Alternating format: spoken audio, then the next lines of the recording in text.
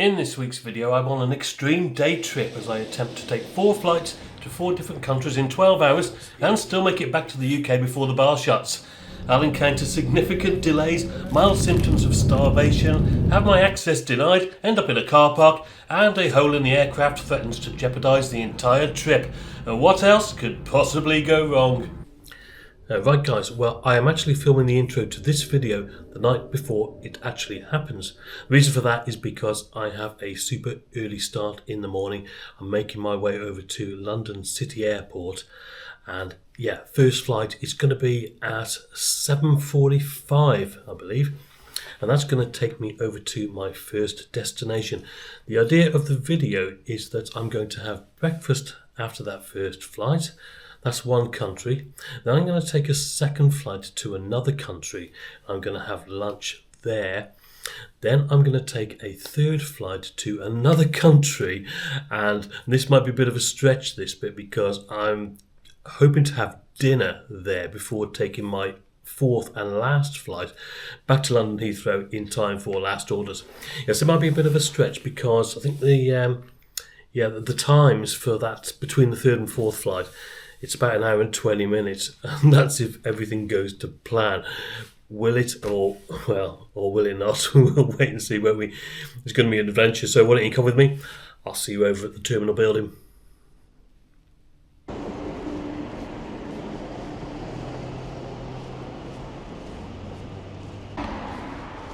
Right guys, here we go, 6:30 on a Monday morning. Just heading over to London City Airport for my 7:45 flight. A little bit early that, if anything, because you may know, I mean, London City Airport, it's designed to get in quick and get off quick, isn't it? There's no lounges or anything like that. For the business traveller, that is exactly what you need. I'm not travelling on business today, well, not really. So, yeah, but I like to get there an hour or so before the flight, just in case there's any issues going through security and all the rest of it. But there shouldn't be. So yeah, about a 10-minute walk. Let's go. I'll see you at the terminal.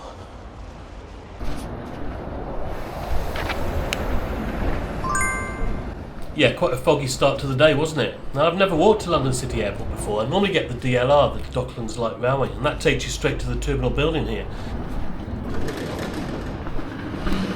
As I said, there are no lounges here. There's not really that much space, to be honest. Downstairs are the check-in desks, but do it online and head straight for the escalator here. And that takes you upstairs where you present your boarding card and go straight through security. They're very quiet this morning. I was through in a matter of minutes. And interestingly, you don't have to wind your way through duty-free like in most airports. It's there if you want it. Yeah, but for me, it's just a case of getting through to the gates. And still quite foggy outside as I sat by the window watching the aircraft. It did start to clear, but our first flight, KL 978 to Amsterdam, was delayed until 08:30. And not a great start, and a quick check on Flight Radar 24 and told me that it hadn't even left Amsterdam yet, so yeah, the 08:30 slot did seem a little bit optimistic at this point. I watched one of the BA Embraers getting de-iced, and it did look quite cold out there, and yeah, it's about 10 to 8 I noticed that our flight was on its way. The KLM told me via their app that departure was now delayed until 08:55 and it arrived on stand at 08:35 PHEXA, an 11-year-old Embraer 190. Well, I overheard staff at the gate saying that there was heavy fog at Schiphol this morning, and that of course had caused big delays over there. And some passengers had already missed connections and there were later cancellations. I must say, the member of staff at the gate did a great job trying to sort everybody out onto alternative flights, but yeah, for many, it wasn't a great start to the day.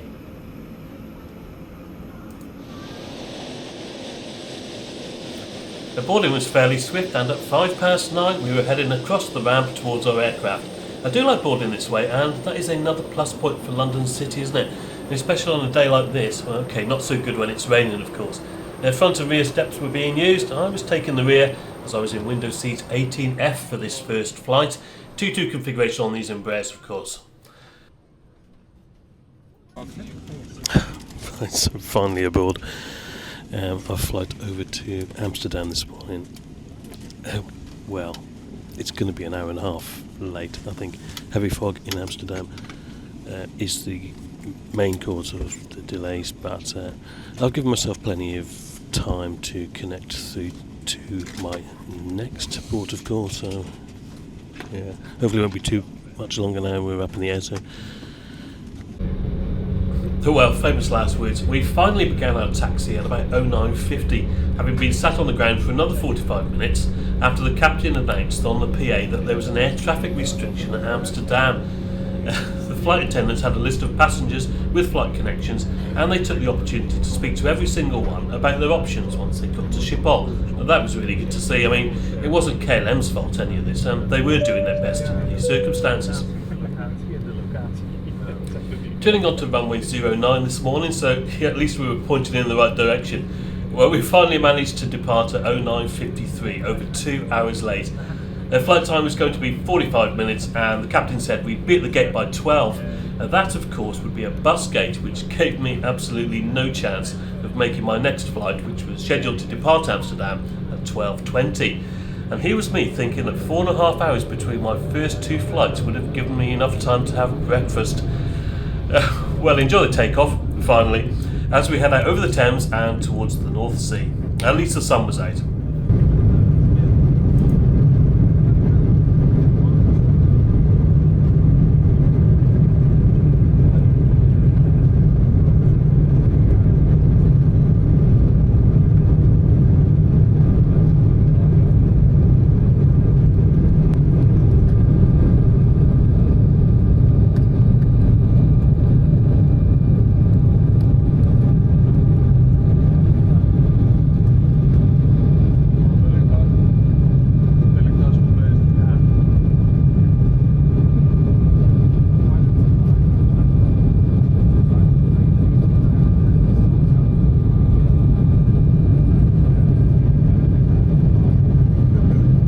Passengers will soon be switching off the fasten seatbelt sign. However, for your own safety and comfort, we do recommend that you keep your seatbelts visibly fastened wherever you are seated. And if you need to collect your personal belongings, please be careful when opening the luggage bins. Items may have moved during takeoff and could fall out. For now, sit back, relax and enjoy the flight with us to Amsterdam. Alright, so finally airborne, over 2 hour delay that was. I'm going to miss my connection in Amsterdam, so I'm hoping that KLM can book me on the later flight. Otherwise, I'm just going to have to come home, I think. But that's life sometimes. We're going to see how it goes, and I'll give you an update once I'm on the ground. Yeah, so the fact that there was a later flight to my next destination did make me feel somewhat at ease. And more importantly, I think, I wasn't spoken to by any of the flight attendants. They must have known I was connecting through, as my next flight was also with KLM, but it obviously wasn't flagged up as an issue at this point. So instead of having a lovely relaxing breakfast in the lounge this morning, I had to settle for an oatmeal cookie and a small bottle of water. Not quite the same, is it? We didn't even have any stroopwafels. Still, it was good to be sat behind the best goalkeeper in the world as we made our way towards Amsterdam with some lovely views of the Dutch coastline below.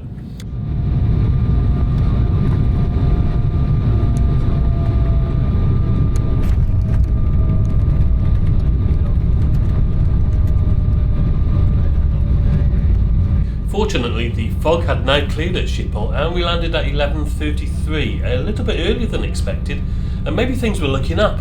It was, as per usual here, a super long taxi to the bus gate where we had to exit by the front stairs only. Bye, see you next time. Bye. Thanks a lot. See you next time.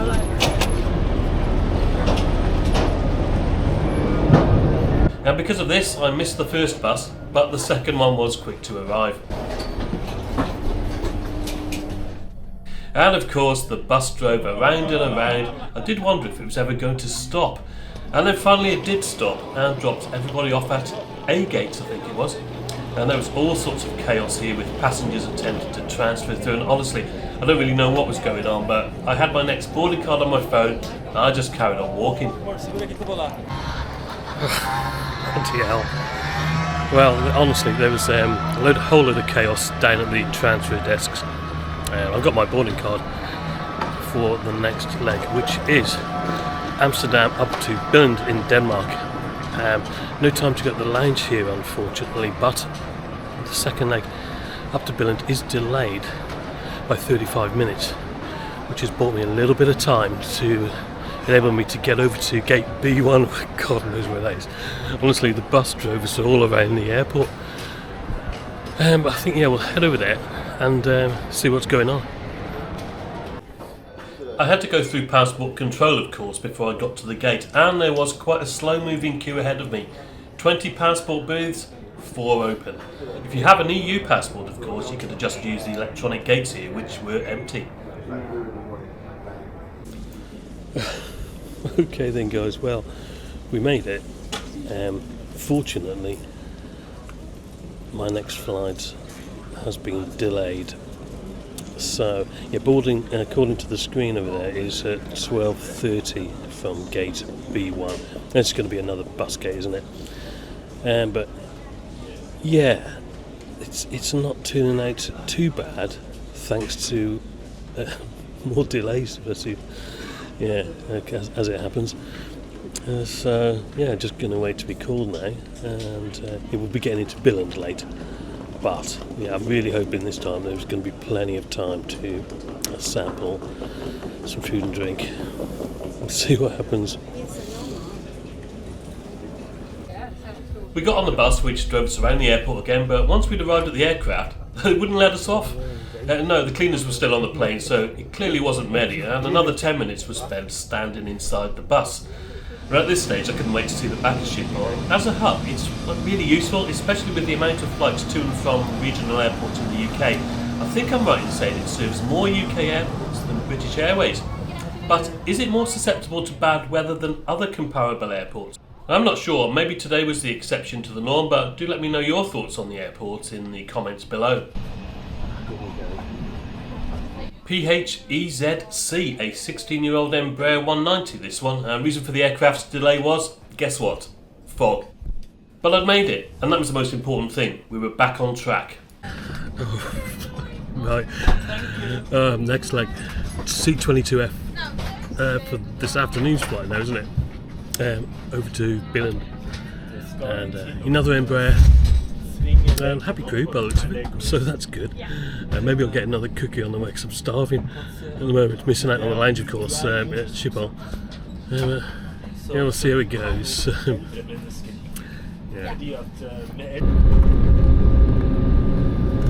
We pushed back from the stand at 13:06, 46 minutes late, and took off shortly after using one of the closest, if not the closest, runway, 06.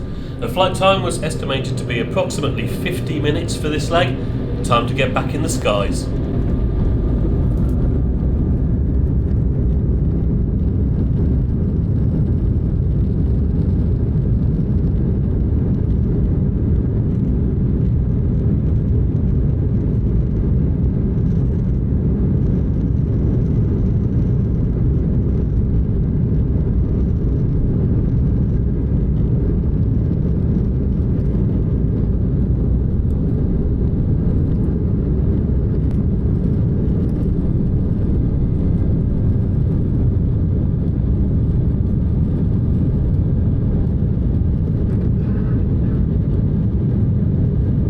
It was good to see a copy of the iconic KLM in-flight magazine Holland Herald in my seat back pouch. And whenever I see these magazines, I immediately turn to the route maps and aircraft type sections. I'm not really interested in anything else, to be honest. And it also looked like we were going to get some coffee on this leg, as I noticed a proper trolley being pushed down the aisle, which was promising. There were still some fantastic views outside, and it wasn't long before I did indeed have a coffee in my hand. And guess what? The stroopwafel had made an appearance too. Bonus. An update from the flight deck informed us that we were going to be about half an hour late arriving into Billund, where there was thick cloud cover and moderately strong winds apparently. Oh, how the weather can change. And just to show you the legroom on these Embraers, in the normal standard economy seating, well, it's a little bit tight to be honest, although I did have a load of stuff crammed into the pouch here. Quite an uneventful flight this. As you can see, the clouds had made an appearance, and as we made our descent, we banked dramatically to our left through their tops.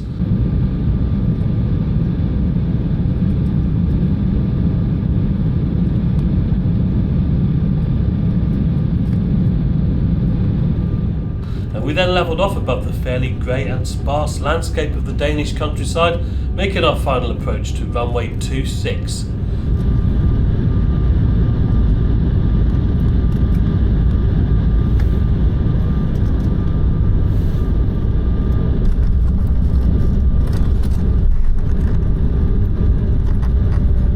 We landed at 14:06 and the airport was totally deserted. Not one other aircraft on the ramp. Now, Billund itself, it's quite a small town. Population just over 7,000. No real reason to come here at all, really, apart from one thing: Legoland. Well, I didn't have time for that today, unfortunately. I couldn't transfer to my next flight airside, so I had to go out through arrivals, then back in through security again. Yeah, usual duty-free shops here, but there was, of course, a large Lego shop airside. And that was probably the highlight of the airport, but at least I had the lounge to look forward to. Right, so yeah, out and back through security. Welcome to Billund. Try to find the lounge, and it is the King Amlet lounge apparently.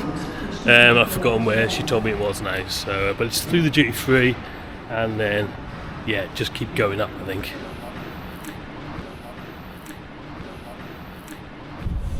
Yeah, right guys, I tell you what, this is turning into the worst trip ever. Well, in terms of like, flying, I suppose, because I really wanted it to be like a nice day out, sampling some lounges, and just showing you guys what you can expect on some of these shorter European routes.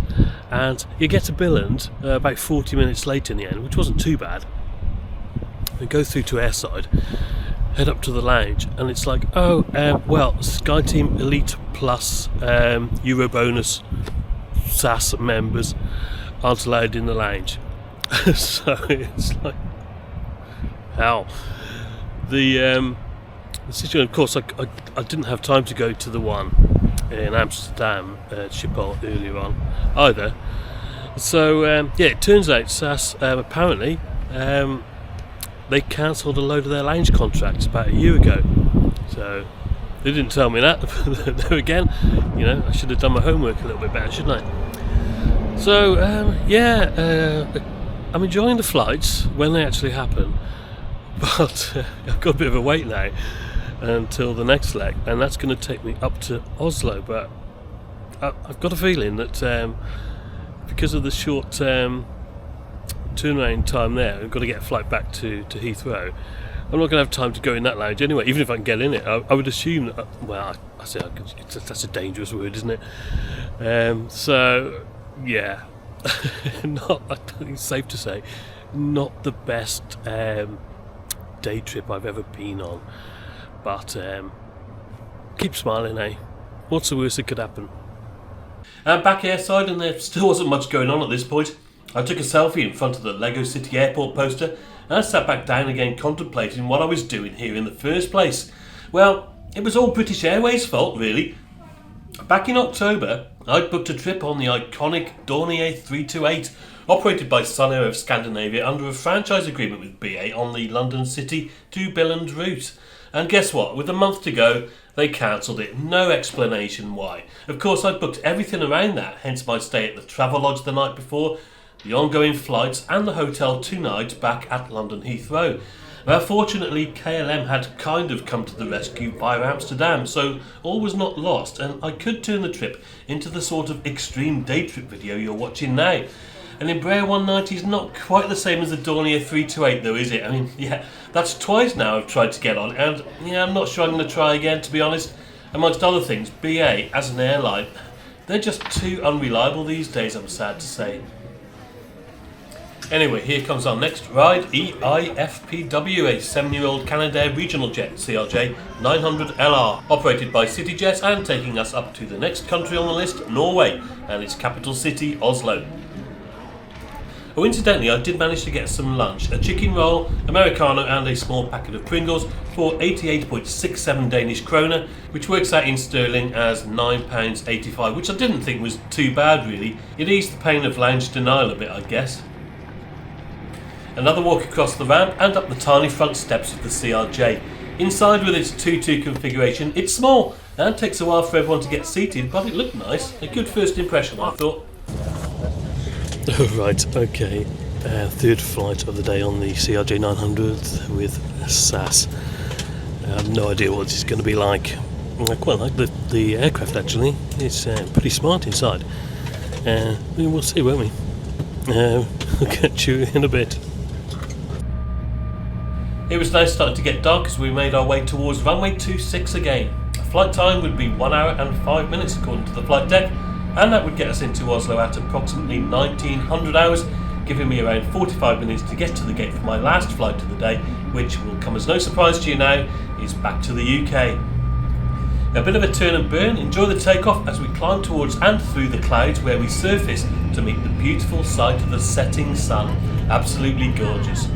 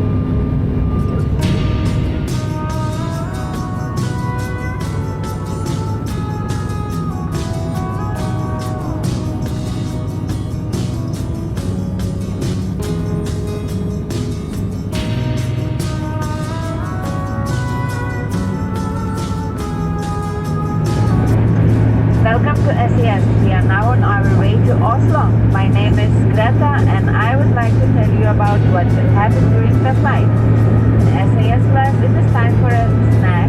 In SAS Go, we are opening our cafe with sweet and savory snacks and cold beverages. Be sure to look in menu to see what we offer and don't miss our deals and specials. As always, here at SAS, coffee and tea are on the house. Now sit back, relax, and let us take good care of you. Once again, welcome on board.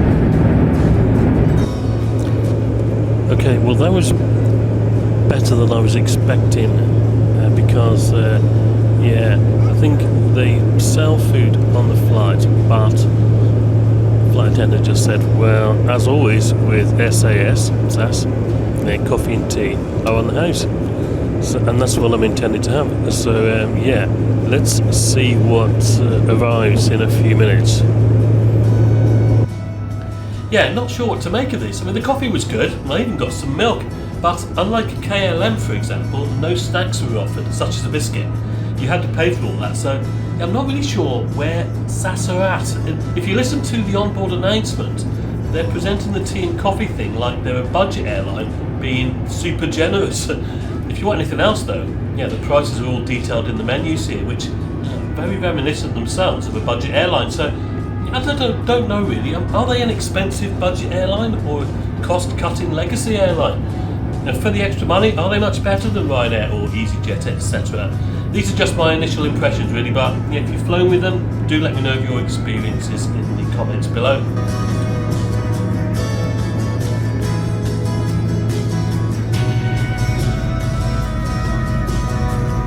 It was dark now, of course, as we made our approach into Oslo airport. Now, the first time I've been here actually, and although you can't see it yet, there was quite a bit of snow on the ground.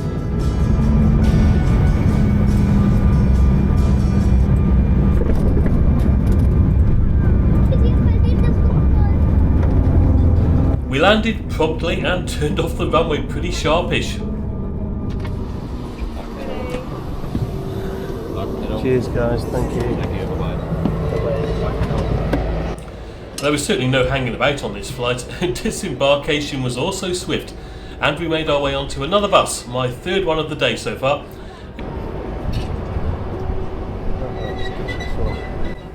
Quite a nice flight that one though, the longest at this point and in the smallest aircraft too.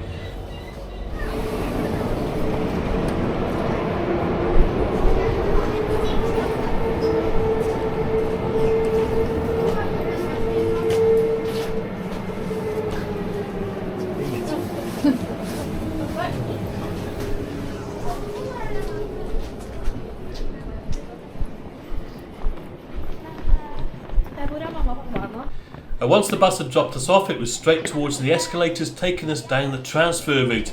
Unlike Billund, at least this part of the airport was open.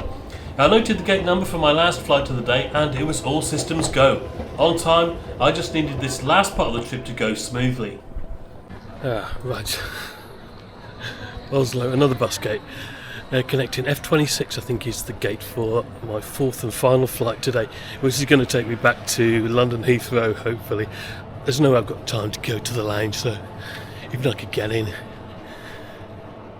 Just got to get to the gate, I think, as soon as possible now, because I'm going to have a bit of a palaver when I get there. Well, would you believe my route took me right past the lounges, and this time there was a dedicated SAS lounge. Well, I was in a bit of a rush, but I just could not resist it, and I was up the stairs and through the electronic gates in no time at all. And here was my grand helping of free stuff for the day. 1 bowl of cold pasta and a glass of sparkling wine. Well, it's better than nothing, isn't it? Believe it or not, I managed to get to the lounge. And it's closing. But I finally got my glass of wine for today, so I've got to head to the gate in a minute, so cheers.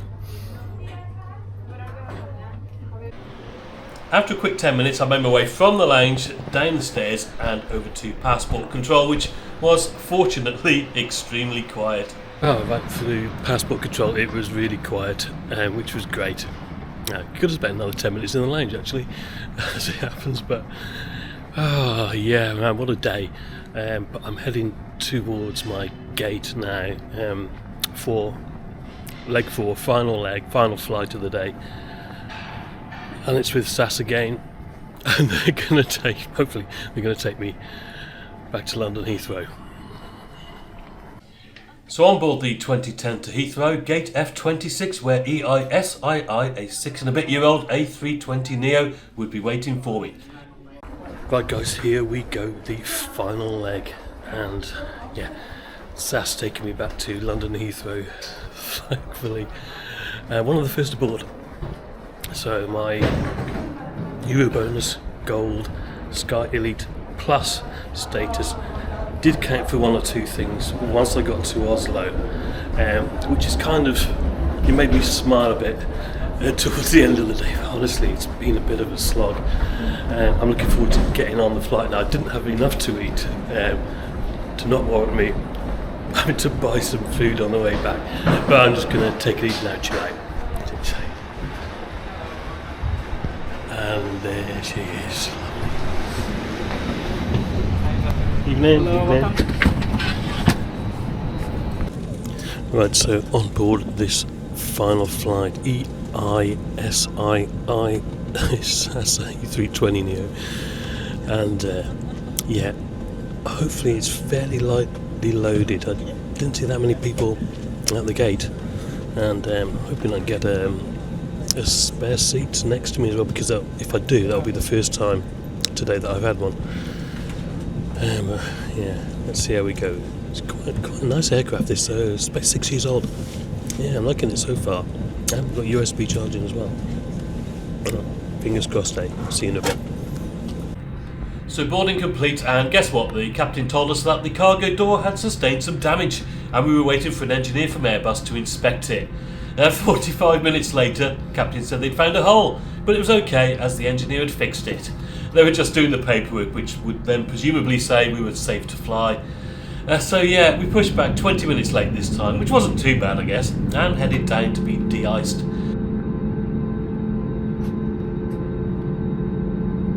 It certainly looked very cold outside as the ground crews went about their business. For me though, all this reinforced the idea that safety is the #1 priority in aviation, and at the end of the day, all the relevant procedures are in place to ensure that it's treated as such. I mean, what do they say? It's better to arrive safe and late than not at all, or something like that. Anyway, we finally turned onto the runway. We were definitely going this time, and I did feel a sense of relief at this point. I crossed everything I could, hoping for a smooth and issue-free final leg home.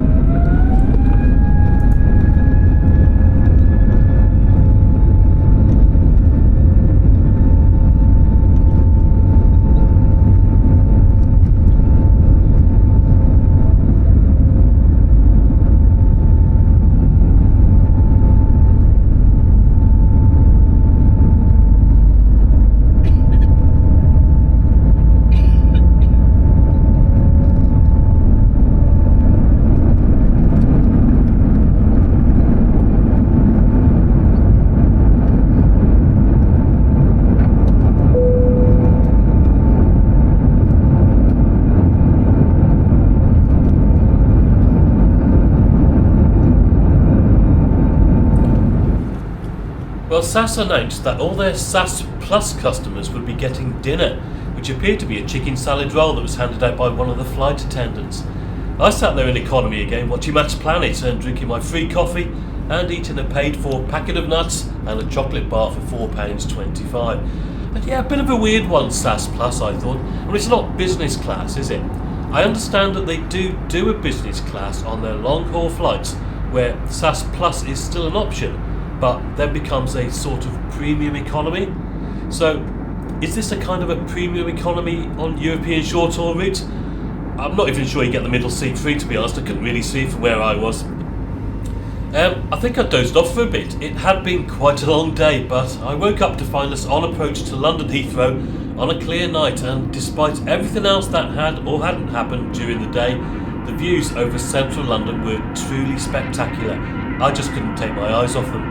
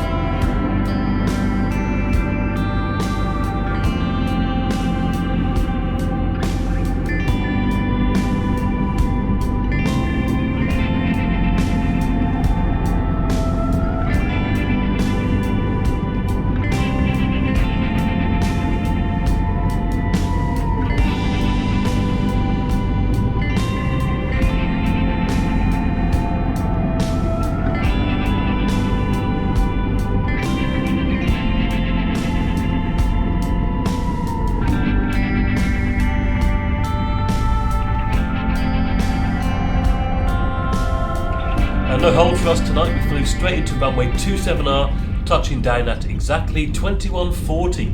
Just the 15 hours and a bit since I'd set off from my hotel outside London City Airport this morning. Now, who's going to be the first person to tell me it would have been quicker to get the bus? Okay, it wouldn't have been as exciting though, would it? But it would have been a lot cheaper. Cost of the flights with KLM from London City to Billund via Amsterdam was £63.53, plus 4,000 Virgin Atlantic points. I was able to book through Virgin Atlantic because they're both SkyTeam members. Cost of the SAS flights from Billund to London Heathrow via Oslo was a very good £38.30. Now, you cannot really go wrong for that. So total cost £101.83 and your 4,000 loyalty points, which, when spent on a two-legged fare, well, I thought it was not a bad use of the 4,000 points in my opinion. Welcome to London, when the local time is 9:40, and for safety reasons now please keep your seatbelt fastened, keep your seat back and table upright, and large electronic devices, for example laptops, stowed. We arrived at the gate at Terminal 2 at Heathrow, and I was one of the last to disembark the aircraft. I wasn't in that much of a rush, to be honest, as my hotel was my usual favourite, the Premier Inn at Terminal 4. Mind you, it's a bit of a slog to reach it from here. Obviously, first you've got to clear passport control, and then you've got to find your way down to the trains. The Elizabeth line is the one that you want, where you can travel between the two terminals for free. But once you've waited for a train, and then you've made it back up the lifts to Terminal 4 arrivals, which is where the long passageway to the Terminal 4 hotels begins, and then walked down there, well, it's a good hour really. And nevertheless, I was looking forward to some food, but in a not very surprising stink in the tail, once I checked into the hotel, they happily informed me that the kitchen was closed due to maintenance. That was a kind of a fitting end, really. I had a toastie from Costa and one of the best tasting pints of Guinness I've had for a long time. I was far too tired to do the summary at this point, so after a good night's sleep, here were my thoughts of the day before's travels. Right, guys, it's the morning after the day before, and what did you think about that at my trip to Scandinavia via Amsterdam and then back again to Heathrow last night? Do you know what? If you're thinking, well, it was a totally stupid idea and a total waste of time and money, well, I wouldn't disagree with you, to be perfectly honest. I mean, it got off to a bad start, didn't it? With delays in Amsterdam, Schipol. Really foggy apparently over there, and that wasn't KLM's fault. But yeah, 2-hour delay, and the knock-on effects of that, the lounge access or lack of lounge access. And moving on to SAS, my first time flying with them.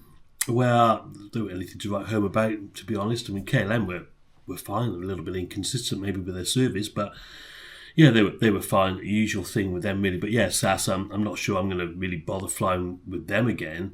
And I'm certainly not really going to chase status with them either at the moment. So I've got this SkyTeam Elite Plus, and that's through SAS with their Eurobonus Gold card. But yeah, and it's just made me think about chasing status, really, and whether there's much point, and whether to develop a strategy in the future with regards to flying. And I think I've come to the conclusion that I'm not going to bother. Maybe look at Priority Pass, something like that. That might be a good option for me, because a certain percentage of my flights are budget flights anyway, and if I want to fly in business, certainly long haul, I'll just pay the money. So, yeah, like I said, let me know what you thought of the day in the comments below. Yeah, it was a pretty long day, wasn't it? And in hindsight, yeah, like I said, it was a trip that was kind of forced onto me to a certain extent because of the issues with BA cancelling my initial flight over to Billund. But yeah, in hindsight, a few lessons learned. And yeah, would I do it again? No. Would I recommend it? No. But anyway, thank you very much for watching. I hope you enjoyed it. And yeah, I guess it's a video which kind of illustrates that sometimes things don't quite go to plan, and not every trip is amazing and great all the time, is it? I'll see you on another adventure soon, I'm sure. And until then, guys, as always, cheers for now.